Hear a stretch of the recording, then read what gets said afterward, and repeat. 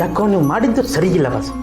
Gautami madam ಅವ್ರಿಗೆ ಆ ಥರ ಹೇಳೋದು ಯಾಕೋ ಸರಿ ಅನಿಸ್ಲಿಲ್ಲ ನನಗೆ. ಬಿಟ್ಟಾಕ ವೆಂಕಿ.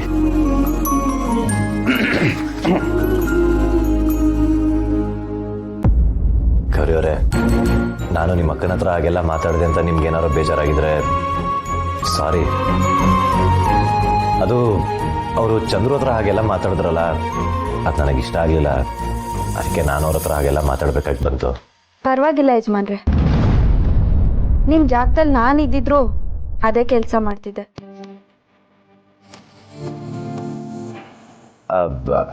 ಏನಂದ್ರೆ ಪರವಾಗಿಲ್ಲ ಅಂದ್ರ?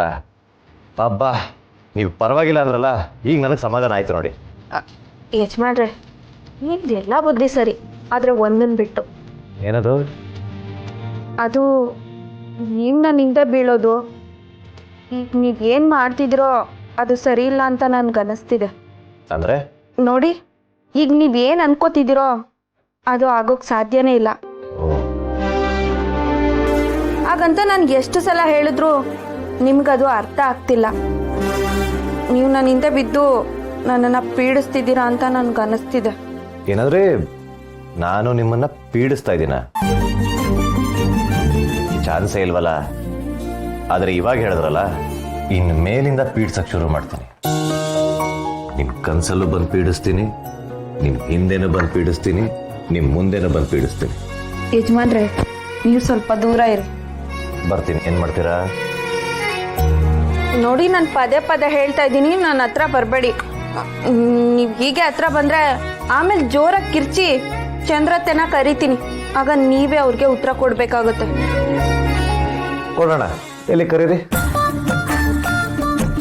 ಅತ್ತೆ ಅತ್ತೆ ಅಲ್ಲ, ಕರೆಯೋದು ಹೇಗೆ ಅಂತ ನಾನು ತೋರಿಸ್ತೀನಿ. ಚಂದ್ರು, ಚಂದ್ರು, ಏನಾಯ್ತು ಪ್ರೀತು? ಯಾಕೋ ಹಾಕೊಂಡೆ?